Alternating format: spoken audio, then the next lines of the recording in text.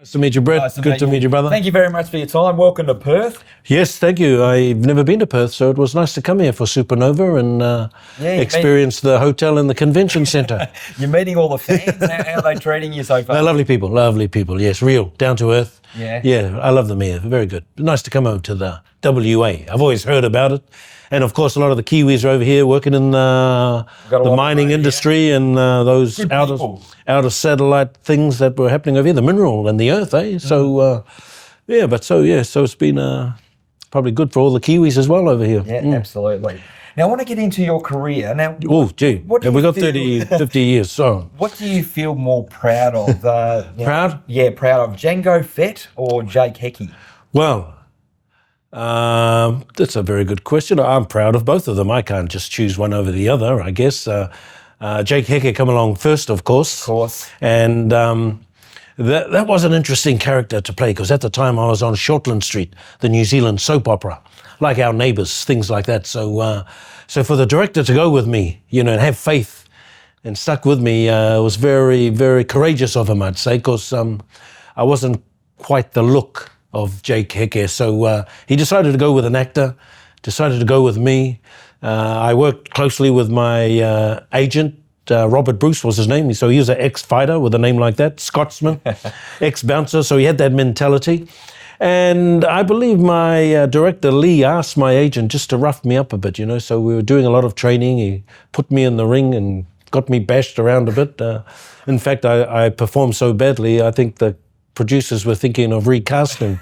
I got a hiding. Some Tongan guy beat me up. He didn't know what's the word for, not quite a fight, but just a bit of an exhibition. Yeah. An exhibition bout. Just tougher, just tap him up a bit. But anyway, I could tell by the look on his eyes. It was such a violent role. It was. How did you prepare for something like that? Because obviously it's not in your personality. So. No, I'm a very nice guy generally. But yes, it's one of those things that us actors do. We go into some places. You talk a lot to people. I got a lot of help from a lot of friends, people like my agent I mentioned. Worked very closely with a family friend, Don Selwyn. He was like a mentor of a lot of us young Māori actors. And they challenged me, really. A lot of them challenged me. My friend Don kept saying at the rehearsals, they got the wrong guy. They got the wrong guy. And that's all I was hearing. They got the wrong guy right after I do a rehearsal take. But I had my work cut out, so sometimes a little bit of a challenge you can use as fuel to energize yourself. I come from a performing background where we did a lot of tribal dancing, very similar to the... But we got the Māori haka. Haka, the ha is the breath. The ka is the fire, exactly as the Aboriginals think of, and the earth and the gods. And so it's an energy force that we all know about.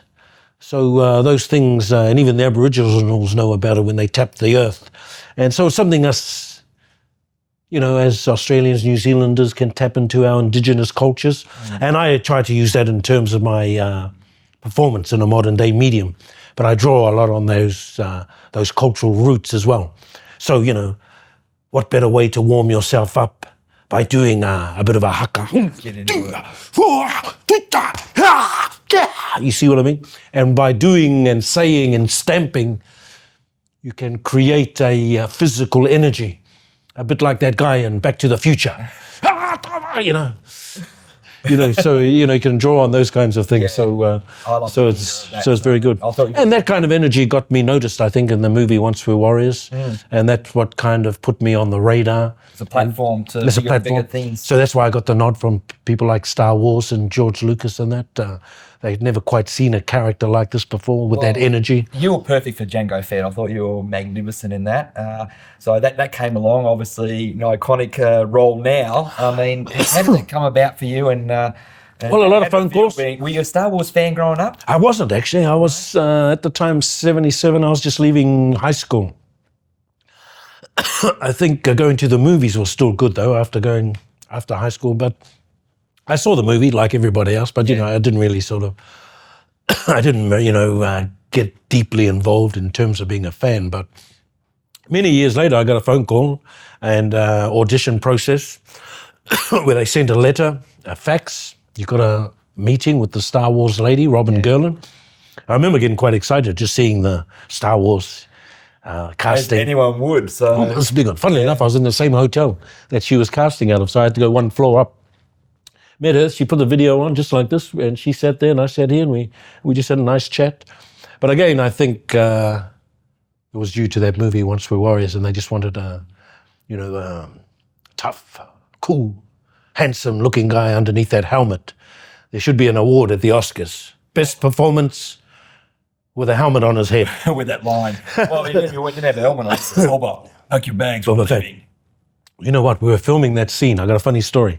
In Sydney. Boba, pack your bags, we're leaving, and all that stuff. Boba, pack your bags, we're leaving. And I could see the shot. It was kind of mid-shot. I was going, gee, I wonder if they're going to get a close-up. But he never got a close-up.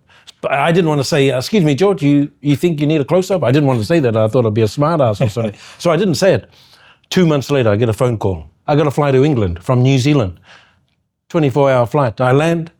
I go to work the next day, put on Django Fats, and you know what I have to say? Boba, pack your bags. We're leaving. In close-up. Yeah. So I said, can I do it twice since I flew all this way? So we did 2 takes. That's a good story to hear that, but I thought it was fantastic. So you watch when they cut to the mid shot, it's in Sydney, and then the close-up, because I'm hungover to buggery, you can see the close-up, my eyes were all going like this. I was struggling to get those lines out, but anyway.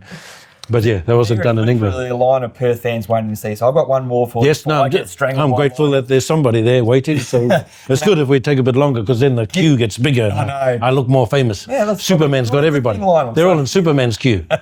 Well, speaking of Superman, Yes. tell us, give us the inside gossip on Aquaman. Yes, Aquaman. Ooh, yes, I've got some gossip for you. Please. Let me just, actually, I can't say too much about it. You know, it's a Exclusive. 2018 release, summer, starring Jason Momoa, people like Willem Dafoe, Yes. Patrick Wilson, Amber Heard, Nicole Kidman, and not to mention me, Tim Morrison. I play the father, Tom Curry, the lighthouse keeper. I start work in August, so looking very much forward. I'm very blessed. And the cool thing is I'm working with a young Perth man called James Wan, famous for The Saw, Conjuring, Fast and Furious 7. But I understand he's from WA and grew up here, so Fantastic. so way cool.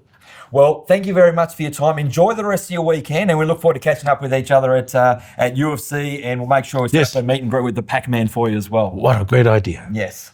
Thanks, guys. I'll hold you to that.